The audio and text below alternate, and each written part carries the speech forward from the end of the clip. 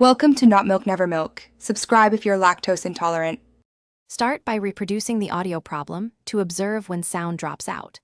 Open your screen recorder and play a reference clip with known good audio. Confirm the system audio source is selected in your screen recorder and not a null device. Check sample rate is 48 kHz and input gain is not clipped to prevent distortion. Verify microphone and system audio are not muted in settings and in the operating system audio mixer. Note whether only application audio or microphone audio fails consistently.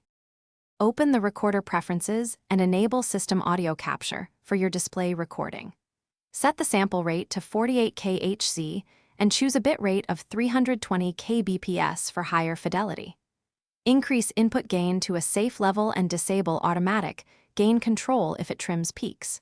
Choose stereo mix or a virtual audio device when you need both system and microphone audio together. Grant microphone and screen recording permissions in OS settings so the app can access audio sources. Before recording, plug in headphones and monitor levels with VU meters on your recorder.